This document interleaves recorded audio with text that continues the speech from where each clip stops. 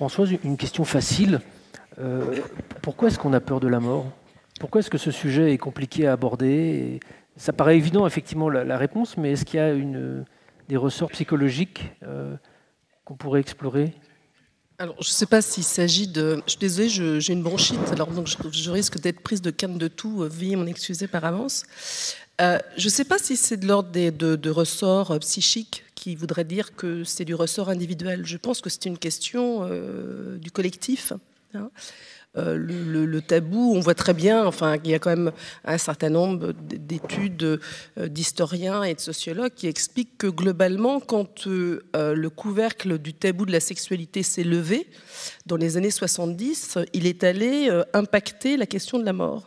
C'est-à-dire qu'on a l'impression qu'il y a eu une inversion de ce qui peut être taboué dans nos cultures occidentales. À partir du moment où on a pu, de façon à peu près spontanée et libre, parler de la question de la sexualité, que cette question se parle dans les institutions, dans les familles, on a l'impression que quelque chose est venu museler toutes ces questions autour de la mortalité, de l'incertitude qui est inhérente à la vie, de la maladie, la vieillesse, enfin voilà. Hein.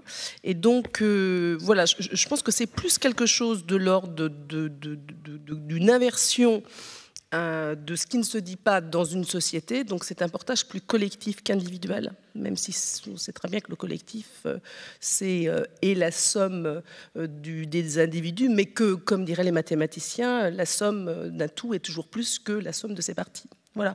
Et donc, voilà, je pense que c'est vraiment quelque chose, et on voit bien, par exemple, moi c'est un des sujets qui m'intéresse beaucoup sur toutes ces questions-là, c'est la place qu'on fait aux enfants sur ces questions de la maladie, de la vieillesse, de la grande dépendance, tout ce qui tourne autour du mourir.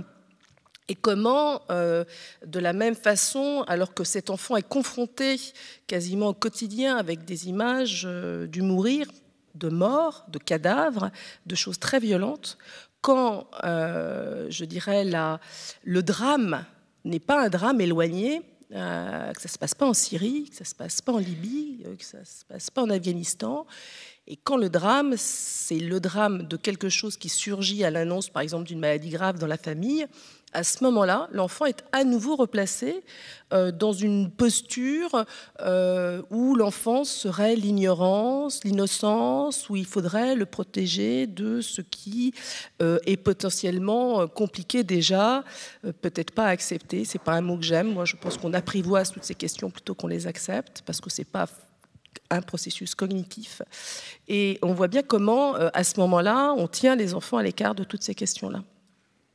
Et je pense que de se préoccuper de la question des enfants dans cette thématique, hein, dans ce dont on est en train d'échanger cet après-midi, c'est se soucier de notre avenir.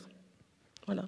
Et quand on voit que à l'école maternelle, assez souvent dans les classes, il y a des bubules, des poissons rouges, et quand on voit avec quel empressement, avec un bon sentiment, les enseignants vont remplacer le bubule qui est mort le vendredi soir très très vite le week-end, et on substitue le poisson mort au poisson vivant. Voilà, ça c'est des vraies questions.